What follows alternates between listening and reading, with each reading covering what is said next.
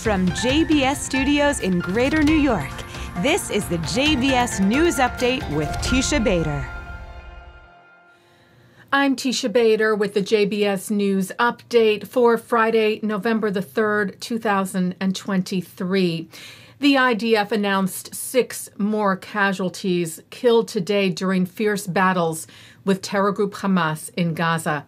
They are 22-year-old Captain Benny Weiss, 41-year-old Master Sergeant in Reserve Uri Amash, 28-year-old Master Sergeant in Reserve Yonatan Yosef Brand, 39-year-old Sergeant Major in Reserve Gil Pishitz, 21-year-old Staff Sergeant Itai Sa'adon, and 25-year-old Sergeant First Class in Reserve Yedidia Eliyahu.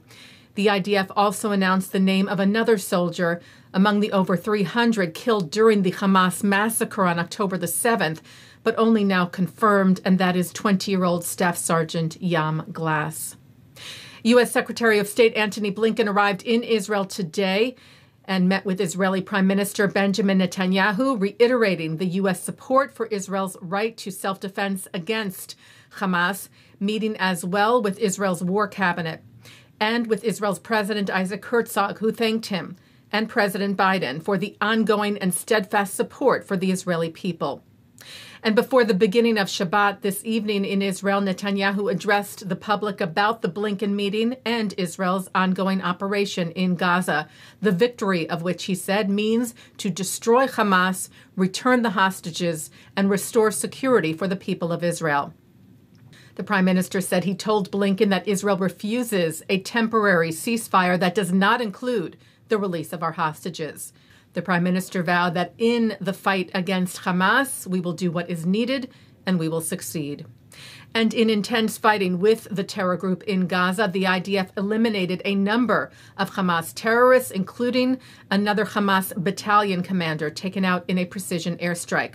Israeli troops also uncovered and destroyed active Hamas terror tunnels and continues to defend the northern border with Lebanon as well, where IDF troops came under fire and returned fire today.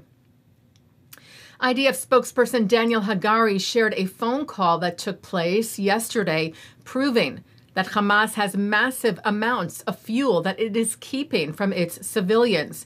In the conversation, a Gaza hospital official is heard stating that Hamas has fuel reserves of over 500,000 liters, keeping them under the Shifa hospital in Gaza. Fuel, the IDF stresses, Hamas chooses to use for terrorism. Just ahead of Shabbat this evening, President Herzog asked that those in Israel and around the world light a candle this Sunday in the memory of the murdered and the fallen. The Light Will Overcome initiative marks 30 days since the horrific massacre carried out by Hamas on October the 7th.